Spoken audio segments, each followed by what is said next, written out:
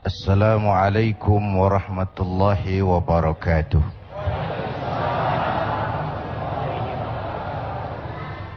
Alhamdulillah, salatu wassalamu ala rasulillah, amma ba'du. Bapak, Ibu, dan segenap pemirsa TV One yang saya cintai, muhasabah mirip dengan introspeksi, menghitung-hitung diri, melakukan pemeriksaan terhadap diri kita sendiri, menghitungnya sebelum Allah menghitungnya, dengan anggapan kalau kita yang menghitungnya sekarang, maka segala kekurangan-kekurangan itu masih kita bisa perbaiki. Tapi kalau Allah yang menghitungnya kelak, tinggallah pertanggungan jawab. Karena itu Rasulullah berpesan, hasibu anfusakum qabla an tuhasabu. Hitung-hitunglah dirimu sebelum Allah menghitungnya. Contoh, Bapak Ibu pernah nonton film? Pernah? Jangan pura-pura, jawab aja yang jujur. Pernah nonton film? Oke. Film itu menjadi sebuah tontonan setelah melalui proses yang panjang, kan? Ada editing, ada sensor, ada dubbing. Dubbing itu ngisi suara. Kalau suaranya nggak jelas, di dubbing. Kalau ada adegan yang nggak pantas, disensor. Kalau ada cerita yang kurang utuh, diedit. Kira-kira hidup kita begitu. Sekarang putar film itu, film hidup kita putar sekarang di depan kita. Kalau ada adegan yang nggak pantas, masih bisa disensor. Kalau ada suara yang nggak jelas, masih bisa didubbing. Kalau ada adegan cerita yang kurang utuh, masih bisa melakukan editing. Sekarang putar film itu, ini muhasabah. Menonton film kehidupan, ini dari akil balik sampai sekarang, apa sih film saya ini? Kita putar waktu malam tuh, kita bayangkan kembali masa-masa lalu, muhasabah. Oh, pernah nempeleng orang, sensor. Oh, pernah korupsi, sensor. Oh, ada pernah melakukan yang nggak benar, edit. Cerita yang nggak bagus, buang. Perbaiki ke depan. Ini makna muhasabah. Kan orang sering terjebak, hidup cuma sekali dan pendek. Habisin aja, ngapain baik-baik nanti. Nggak bisa menikmati hidup. Kayak kata orang Tanah Abang, kelapa muda kupas-kupasin, kelapa tua tinggal batoknya. Waktu muda puas-puasin, udah tua tinggal bongkoknya. Enak, enjoy aja. Nikmati apa yang bisa dinikmati. Nggak perlulah muhasabah itu. Padahal hidup bukan sekali, hidup ini panjang, Pak, panjang. Dan terjebak pada kenikmatan kulit, rugi. Terjebak pada kenikmatan kulit, rugi. Emas pasti kuning, benar itu? Apa semua yang kuning pasti emas? Jangan terjebak di permukaan. Jangan terjebak pada kesenangan yang kulit. Yang kita cari kesenangan yang batiniah. Itu sebabnya Rasulullah mengajarkan orang bahagia itu cirinya 4. 4 tanda orang bahagia. Berapa, Bu? 4. 4 apa? 4 ciri. Ciri apa? Ciri 4. Apa itu? Akan kita lihat setelah yang berikut ini.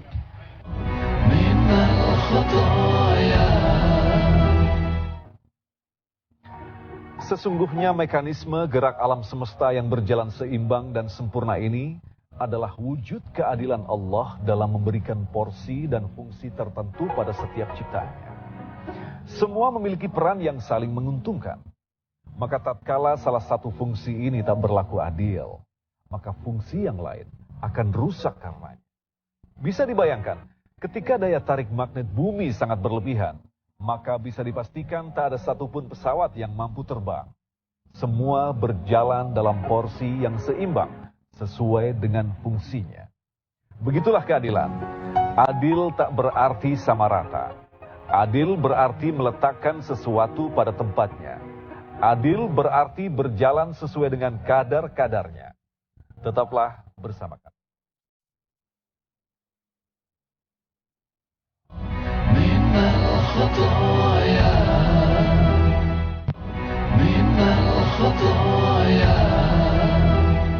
Baik, Bapak Ibu dan pemirsa TV One, yang pertama, orang bahagia itu menurut Rasul, orang yang dalam urusan materi, pandangannya diarahkan ke bawah. Sehingga timbul syukurnya, luas hatinya. Kalau luas hati, rumah yang kecil besar rasanya. Kalau sempit hati, rumah yang besar kecil jadinya. Kalau hati sempit rumah kecil, kiamat namanya. Orang bahagia, orang yang hatinya luas, bisa mensyukuri nikmat. Tapi orang yang hatinya sempit biasanya tidak bisa mensyukuri nikmat. Dan ini lebih celaka, tidak senang lihat orang lain dapat nikmat. Orang begini susah gemuk. Susah gemuk. Gimana kok bisa susah gemuk Pak? Lah, lihat tetangga beli televisi, demam. Tetangganya beli sepeda motor, masuk rumah sakit. Tetangganya beli mobil, mati.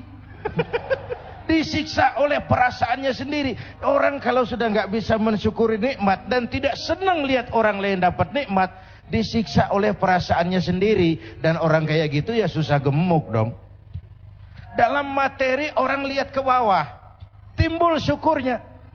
Syukur kita punya mobil, tetangga sebelah cuman punya motor. Syukur kita punya motor, tetangga sebelah cuma jalan kaki. Syukur kita bisa jalan kaki, tetangga sebelah stroke. Bertahun-tahun gak kemana-mana. Yang stroke alhamdulillah masih hidup. Tetangga sebelah kemarin pulang gak balik lagi. Mensyukuri nikmat. Tapi kalau dibalik, materi lihat ke atas, kapanlah awak nih mau bersyukur? Kapan mau bersyukur? Kalau manusia diberikan 2 ladang emas, puas? Enggak, mereka akan cari ladang emas ketiga. Bukankah puasa? Coba lihat. Kalau sudah kayak gini hari menjelang maghrib, apa saja kalau boleh orang lain jangan kebagian. Semua mau saya minum, semua mau saya makan. Kalau boleh orang lain jangan kebagian lah. Semua buat saya. Padahal kena seteguk air, sepotong roti. Inilah hidup tuh. Kalau diperturutkan gak pernah kenal cukup, gak pernah kenal titik, gak pernah kenal puas. Maka dengan puasa kita muhasabah. Kalau ukurannya materi relatif, Pak. Bu. Apa? Tukang beca ngomong, tukang beca bilang enak naik Mercy ya, joknya empuk, AC-nya sejuk. Kata tukang beca. Yang di Mercy ngomong, tukang beca enak bener ya, di atas jok ngorok, nggak ada yang dipikirin. So, enak tuh ada di mana? Enak tuh punya siapa? Saya mau bilang sebenarnya, karena tema hari ini agak tasawuf, orang kaya adalah orang yang hidupnya cukup. Orang miskin, orang yang selalu merasa kurang. Jelas, Bu? Apa yang jelas? Ya yang barusan itu. Ya. Yang kedua, orang bahagia itu kata Nabi, dalam urusan akhirat dia lihatnya ke atas. Dia yang tua itu sanggup puasa dan gak apa-apa. Kenapa saya yang muda tidak? Dia bisa tarawih, kenapa saya tidak? Dia bisa, begipun sibuknya dia bisa datang ke pengajian, kenapa saya tidak? Keinginan mencontoh yang ukhrawi, keinginan mencontoh yang immaterial, dan itu melahirkan sugesti untuk beribadah lebih baik. Yang kedua. Yang ketiga, orang bahagia itu kata Nabi, orang yang selalu melupakan kebaikannya. Ini juga bagian introspeksi. Orang yang kalau berbuat baik, dia ikhlaskan, nggak pernah diingat-ingat, dia lupakan, dia anggap dirinya belum pernah berbuat baik. Sehingga kalau ada kebaikan dia tidak bisa ikut, dia merasa sangat rugi. Lawanannya orang celaka, orang yang selalu mengingat kebaikannya, menepuk dada, menghitung jasa. Tuh kalau nggak saya tuh, itu kalau nggak saya, itu kalau nggak saya. Emang kalau nggak lu kenapa sih? Selalu kalau nggak saya, kalau nggak saya, kalau nggak saya. Orang yang suka menepuk-nepuk dada itu biasanya orang yang nggak percaya diri, Pak. Yang ketiga, orang bahagia itu, yang keempat maksud saya, orang yang selalu ingat kesalahan yang dia lakukan. Nah, ini juga bagian introspeksi. Sehingga kalau akan berbuat salah yang baru, kemarin aja udah 3 keranjang, ini nambah lagi, bagaimana nanti di padang mahsyar.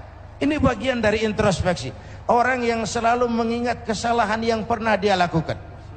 Sehingga apabila akan melakukan kesalahan baru, itu lebih jadi langkah preventif buat dia. Bapak Ibu hadirin pemirsa TV One yang saya cintai. Oleh karena itu, di dalam kita bermuhasabah seraya menghayati apa yang kita laksanakan dalam pelaksanaan ibadah puasa ini, maka sekali lagi, mumpung film kita sendiri yang putar. Kalau nanti Allah yang putar film hidup kita, tinggal pertanggungan jawab.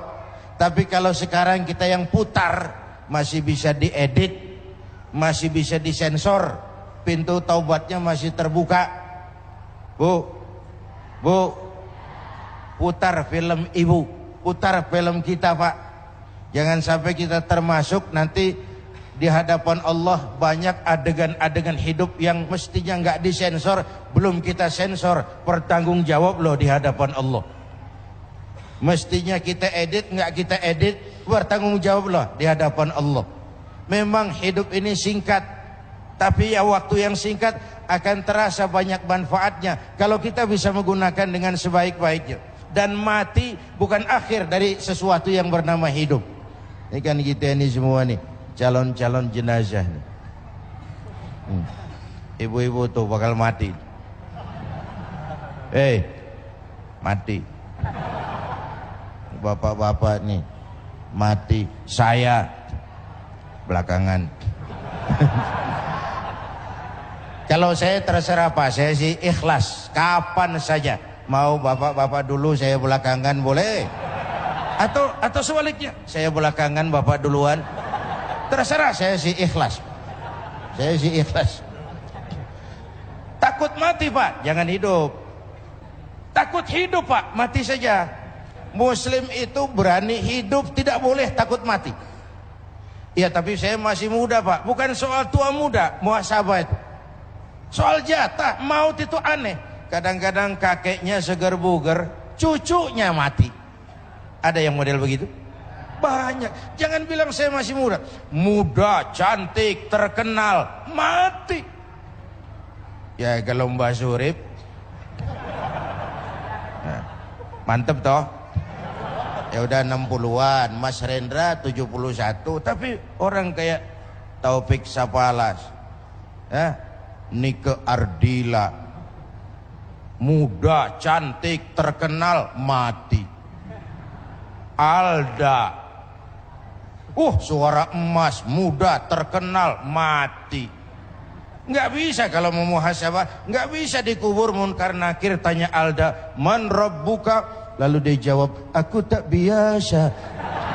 Ya nggak bisa dong. Babnya lain. Ini muhasabah.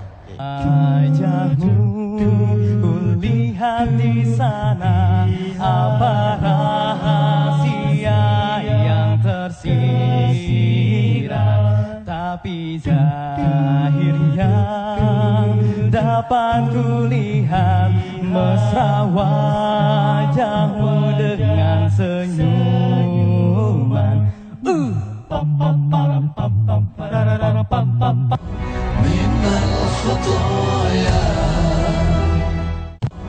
Minal khataya, tidak ada orang yang tidak pernah salah. Jadi orang yang baik bukan orang yang tidak pernah salah, Karena tidak ada orangnya yang tidak pernah salah itu. Orang yang baik adalah orang yang kalau dia melakukan kesalahan, dijadikannya itu sebagai pelajaran untuk tidak diulanginya lagi di masa yang akan datang. Tidak jatuh 2 kali di tempat yang sama. Sepanjang nafas belum sampai di tenggorokan, sepanjang itu taubat diterima oleh Allah Subhanahu wa taala. Cuma tentu untuk melaksanakan sesuatu yang bernama taubat, bahkan tidak harus menunggu sampai usia senja. Udah lalui sanjo, udah sore baru mau taubat, tidak. Atau menunggu sebuah kondisi. Biasanya kalau kita ini kan kalau lagi kepepet, sulit, sakit, sama Allah dekat bener. Kalau rezeki lagi payah, lapangan kerja lagi, ya Allah, ya Allah, ya Allah. Dikasih keluangan sedikit, tamat, wassalam. Artinya ketika miskin kita hamba Allah, setelah jadi orang kaya kita pindah jadi hamba harta. Ini tidak konsisten namanya. Maka itu Bapak Ibu, saya mau tambah sedikit. Kalau nanti, ini soal taubat ya, seapapun banyaknya dosa, kalau nanti Bapak Ibu kita ini insya Allah sampai ke surga, amin. Di surga ini nanti kita ketemu orang baik-baik, syuhada, solehin, habaib, para wali. Kita nggak usah heran, itu wajar lah orang baik-baik tempatnya di surga. Bapak itu nanti terkejut kalau masuk surga ketemu pelacur. Pelacur masuk surga. Loh, kok sampean ada di sini Bayu? Ini Allah apa nggak salah wesel tuh ini? Dia bilang, Mas, saya ini ada di sini, di surga sini. Padahal waktu di dunia ini sayanya siapa Mas tahu kan? Mas juga kan langganan waktu itu kan. Cuma Mas saya ini sejak kecil sudah yatim piatu, hidup miskin, nggak ada yang nolong. Adalah tetangga saya muslim sedikit kaya, pelitnya 17 setan. Perut nggak bisa ditunda Mas, terpaksa demi sesuap nasi saya merantau ke Jakarta. Ada yang nolong, katanya kerjanya ringan, uangnya besar. Apa? Ya itu Mas, dagang serabi itu. Demi sesuap nasi saya lakoni. Satu sore saya lagi mau berangkat dagang, lewat masjid, katanya ada tabligh akbar TV One tuh. Saya dengar dari jauh ustadznya pidato, katanya Nabi bersabda, "Lau amiltumul khataya hatta mala'atis sama, thumma nadimtum fataballahu alaikum." Kalaupun kamu berbuat dosa, penuh langit dengan dosamu, kemudian kau menyesal dan bertobat, Allah pasti akan menerima taubatmu. Aduh, mendengar itu hadis Mas, kata pelacur tadi, berdiri bulu kuduk saya, berlinang air mata saya. Terbayang dosa-dosa yang pernah saya lakukan, terbayang orang-orang yang pernah menanamkan modal asing. Dikala itu hidayah datang, saya tobat sebenar-benarnya. Saya bungkus pakaian pulang mudik, lagi bungkus pakaian, nasabah datang, saya bilang mulai hari ini gue berhenti dagang. Tobat saya rupanya diterima Allah Mas, walaupun mampir dulu ke tempat lain, akhirnya saya bisa sampai juga ke surga. Ini sebuah pertanda Allah Tuhan kita bukan Tuhan yang pendendam. Allah Tuhan kita Tuhan yang ramah, yang siang malam mengangkat tangan menerima taubat hamba-hambanya. Kau jalan menujuku, aku lari menyambutmu. Kau jalan menujuku, aku lari menyambutmu. Begitu Allah Tuhan kita ini. Ini nuansa Ramadan, peluang untuk melakukan muhasabah atas film-film gelap yang pernah kita lakukan dari sisi kehidupan kita, atas adegan-adegan yang tidak senonoh yang kita lakukan dalam perjalanan hidup kita. Ayo kita lakukan sensor, ayo kita lakukan editing, ayo kita lakukan dubbing, supaya film ini nanti di padang mahsyar bisa kita pertanggungjawabkan. Itu. Assalamualaikum warahmatullahi wabarakatuh Pak Ustadz. Salah satu sifat manusia adalah pelupa. bagaimana kita mengenal kembali bahwa kita telah melakukan salah satu dari kesalahan 4 ciri di atas untuk melakukan muhasabah ini. Sekian, terima kasih. Assalamualaikum warahmatullahi wabarakatuh. Yang dimaksud mengingat kembali adalah meyakini bahwa kita pernah melakukan itu. Nah, kalau sudah kita yakini itu, bagaimana menghapusnya? Rasulullah mengajarkan, ikuti perbuatan salahmu dengan kebaikan. Niscaya kebaikan itu menghapus kesalahan yang kamu lakukan. Wa atbi'is sayyi'atal hasanata tamhuha. Ikuti perbuatan salahmu dengan kebaikan. Niscaya kebaikan itu menghapus kesalahan lalumu. Jadi kalau pernah makan harta orang dengan cara yang zalim, perbanyak sedekah sekarang. Itu loh. Kalau dulu banyak meninggalkan sholat, perbanyak sholat-sholat sunnah sekarang. Ikuti perbuatan salah dengan kebaikan, niscaya kebaikan itu menghapus. Jadi bukan muhasabah sekedar, iya deh gue inget gue pernah bikin dosa dulu, tapi sekarang gak bikin apa-apa. Nothing. Ikuti perbuatan salahmu dengan kebaikan hari ini. Kira itu. Satu hari malaikat maut datang kepada Nabi Daud. Nabi Daud bertanya, malaikat maut, iya, Anda ini datang silaturahmi apa tugas? Silaturahmi apa tugas?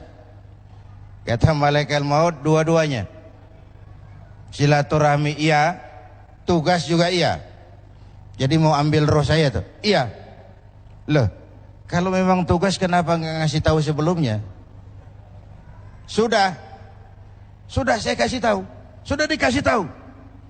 Ketika kulit mulai keriput, ketika uban mulai bertabur, pendengaran sudah lamur, mata kabur, makan cuma kuat makan bubur, itu tanda sudah mau ke lubang. Jadi yang ditemui oleh Mbak Firni tadi seperti sebuah nasihat yang tidak langsung. Setelah menemukan satu event, satu momen, baru kebaikan itu muncul. Tapi yang mau saya tambahkan adalah tidak pernah terlambat untuk berbuat baik. Satu. Yang kedua, orang tua sudah meninggal pun masih ada peluang berbuat baik kepadanya. Caranya, pertama bersilaturahmi dengan kerabat yang ditinggalkan almarhum. Ya. Jangan kehilangan obor. Yang kedua, bersedekah atas nama almarhum. Apa pahalanya bisa sampai, Pak? Itu urusan Allah. Urusan Allah. Pak, orang meninggal dibacakan Fatihah, pahalanya sampai enggak? Urusan Allah. Coba kalau enggak percaya, coba aja mati dulu. Nanti saya bacain Fatihah, tungguin di sana. Ada ajaran orang tua saya punya hutang, meninggal, hutangnya saya bayarin, lunas enggak? Lunas enggak? Lunas. Di akhirat ditagih enggak? Enggak, sudah lunas hutangnya. Siapa yang bayar? Saya. Anaknya. Kalau hutangnya sampai, sedekahnya mestinya juga sampai. Ada masjid belum selesai, Pak, saya nyumbang 1 juta, saya niat pahalanya untuk almarhum orang tua saya. Itu yang kedua. Yang ketiga, wa anta tasaddaqa lahuma wa tad'u lahuma. Kau bersedekah atas nama keduanya dan memohonkan ampun untuk keduanya. Kira itu bagian tambahan. Ya. Pang parang pang dibolak-balik makin asik, makin dibaca semakin menarik. Coba diresapi tambah asik sampai mata gak mau melirik. Dibolak-balik makin asik, makin dibaca semakin menarik. Minal khataya, minal khataya. kan tadi misalnya akhirnya sekarang aku menyadari gitu, aku tidak mau melewati waktu sampai ngangkat telepon atau apapun di pokoknya prioritas. Tapi sekeliling misalnya ada kru, misalnya 40 orang, 40 di rumahnya ada anak istrinya nunggu gitu. Kadang-kadang yang aku tuh orangnya terlalu nggak enakan, suka mikirnya, aduh kasihan mereka kemalaman, kerja dulu deh gitu. Sampai akhirnya saya menomorduakan kepentingan saya gitu. Nah tapi setelah kejadian itu, apakah saya jadi egois? Jadikah saya orang egois kalau saya mementingkan ngangkat telepon dulu atau misalnya prioritas untuk diri saya sendiri? Takutnya dilema, nyusahin orang enggak ya gitu, ngeribetin, ngerepotin gitu. Assalamualaikum warahmatullahi wabarakatuh, Pak Kiai. Ini dalam rangka bermuasabah ini berintrospeksi Pak ya. Saya tidak untuk membicarakan orang lain, tapi dalam ini diri saya sendiri. Kadang-kadang kita masih belum tahu batasan-batasan apakah ini termasuk haram ataukah halal Pak ya. Begini, dalam kita mempunyai satu jabatan, kadang-kadang kita memperoleh sesuatu dari rekanan ya atau teman-teman kita. Nah kadang-kadang saya sering tanya, ini ikhlas tidak? Tetapi kadang-kadang kalau saya pikir juga, ini orang ngasih karena jabatan saya atau karena memang dia ikhlas. Nah itu kadang-kadang saya masih bingung, kira-kira itu termasuk halal ataukah haram gitu Pak. Ya hadirin, kita lanjutkan pertanyaannya Mbak Ferdi tadi. Ada hal yang kita harus mendahulukan orang lain, ada hal yang harus kita mendahulukan diri sendiri. Tidak semua itu.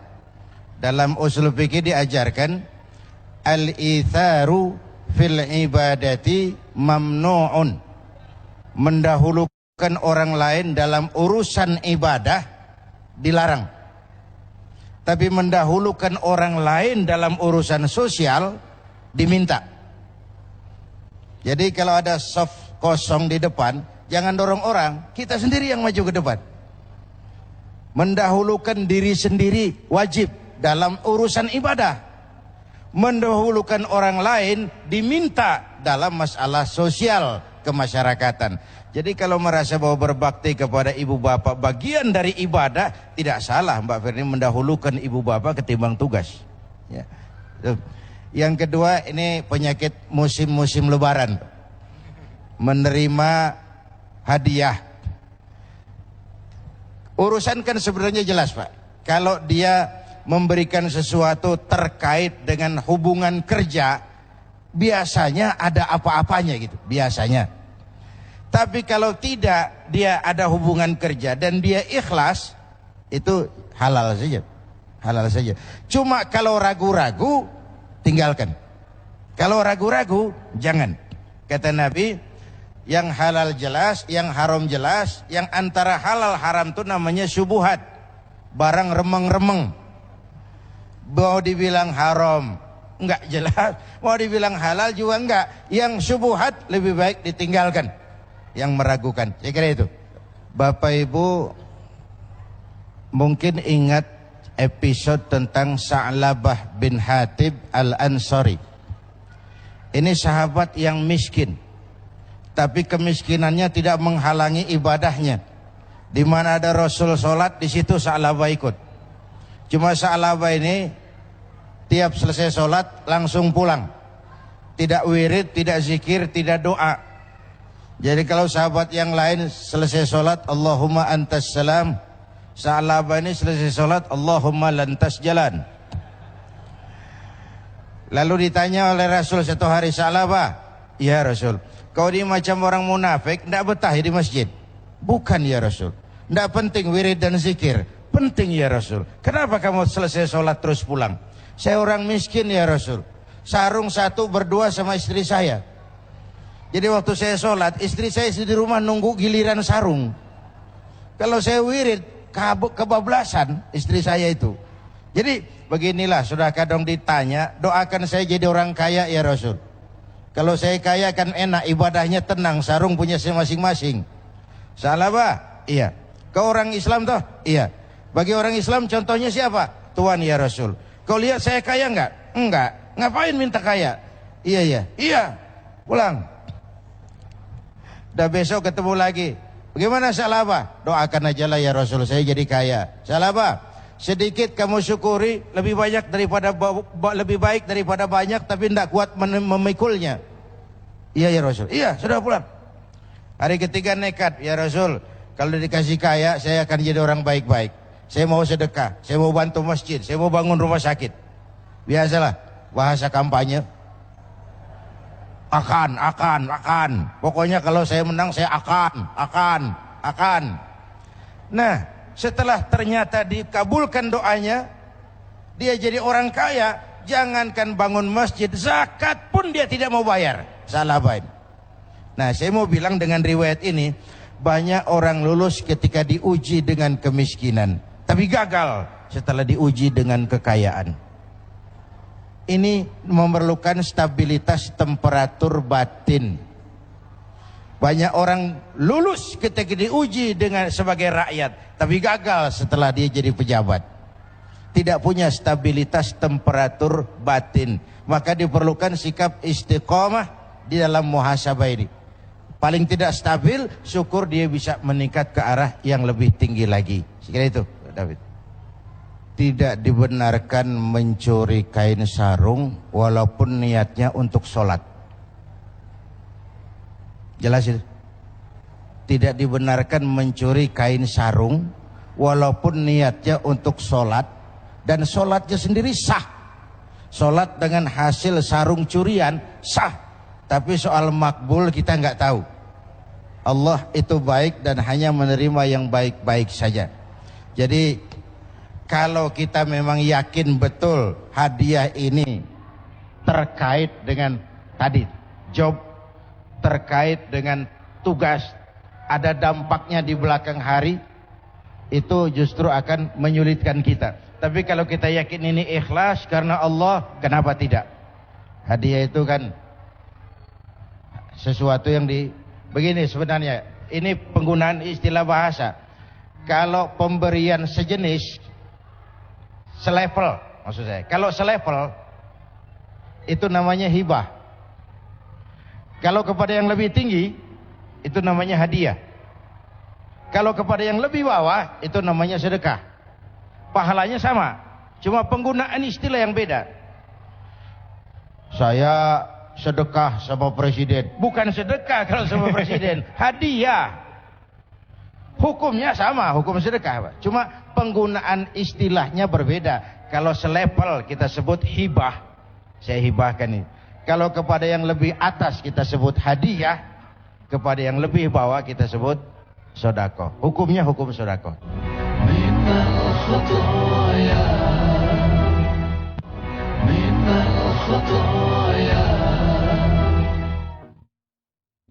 Kata adil dalam berbagai bentuknya terulang sebanyak 28 kali di dalam Al-Quran.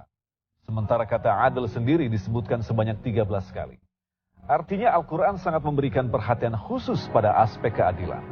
Dan para ulama memaknai kata adil yang berarti seimbang, sama, tak berpihak, berada di pertengahan. Yang pada intinya, manusia dituntut untuk selalu berhati-hati menetapkan konteks keadilan.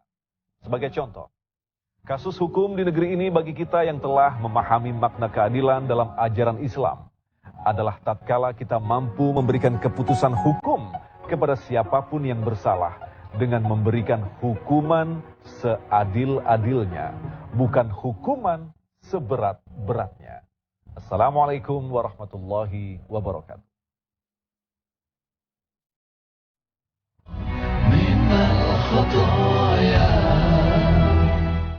Pertanyaan Pak Kiai, saya udah pensiun. Ya. Saya masih kuliah, mohon doa restunya. Bagaimana dari Allah jaminannya orang yang mencari ilmu? Terima kasih. Tentang jaminan bagi orang yang menuntut ilmu. Allah Subhanahu wa taala dalam Al-Quran menjelaskan Allah mengangkat derajat orang yang berilmu daripada kelompok-kelompok lain selama beberapa derajat. Ini sudah merupakan sebuah jaminan dari yang abstrak dari Allah. Sehingga dengan begitu orang yang menuntut ilmu dia berada di jalan Allah. Sebuah gambaran saja. Kepada Imam Ali pernah ditawarkan, Ali, kalau saya berikan harta atau ilmu, kau pilih mana? Ya ilmu, kata Ali. Kenapa? Pertama, dengan ilmu kamu bisa cari harta, tapi dengan harta belum tentu kamu bisa dapat ilmu. Yang kedua, ilmu, harta kamu kasih orang kurang, ilmu kamu kasih orang tambah. Punya uang 100.000, kasih uang orang 50.000, kan tinggal 50.000. Tapi bisa Fatihah, ajarkan orang lain bisa, kita sendiri makin mantap. Enggak lantaran bodoh karena ngajarin orang. Ajarin gua Fatihah dong, udah habis. Enggak ada itu. Ilmu tuh makin mantap. Yang ketiga, makin banyak hartamu, makin sibuk kau jaga dia. Tapi makin banyak ilmumu, makin bagus dia jaga kamu. Dengan kata lain, harta kita yang jaga, tapi ilmu dia yang jaga kita. Hadirin Bapak, Ibu, dan segenap pemirsa TV One yang saya cintai. Pada penutupan ini, saya menjawab pertanyaan akhir yang disampaikan oleh Ananda David tadi. Muhasabah bagaimana sebagai bangsa pasca pemilu dan pasca pembentukan kabinet baru yang akan datang.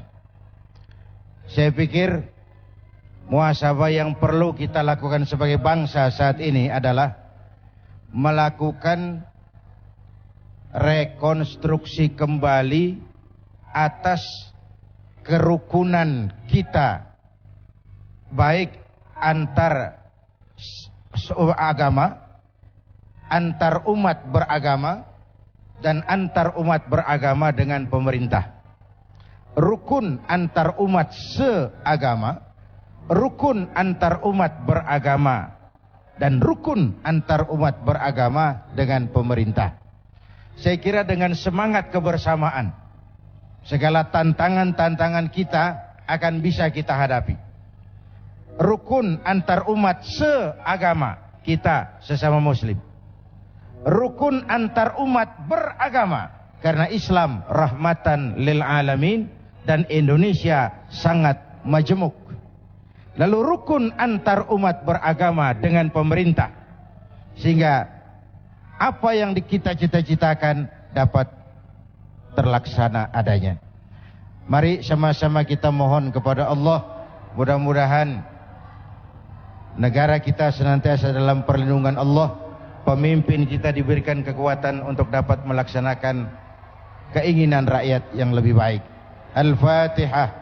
Bismillahirrahmanirrahim. Alhamdulillah Rabbil Alamin. Salli ala Sayyidina Muhammad wa ala alihi wa sahbihi ajma'in. Allahumma ya Allah, dengan sepenuh perasaan dan pengharapan, dalam segala kerendahan dan kelemahan, hari ini kami bermuhasabah, memeriksa diri kami. Begini banyak nikmat dan karunia yang kau berikan kepada kami ya Allah, namun begini banyak kesalahan yang kami lakukan. Karuniamu turun setiap saat, namun dosa kami naik di setiap waktu. Ya Allah, kalau selama ini lebih banyak lalai kami dari ingat kami, lebih banyak keluhan kami dari syukur kami, lebih banyak marah kami dari sabar kami, tunjuki kami jalan-Mu yang lurus, yang apabila kami berpijak di atasnya, tidaklah kami akan tersesat buat selamanya. Rabbana atina fid dunya hasanah wa fil akhirati hasanah wa qina adzabannar. Walhamdulillahi rabbil alamin. Astaghfirullah Rabbal baraya, astaghfirullah minal khataya, astaghfirullah Rabbal baraya, astaghfirullah minal khataya.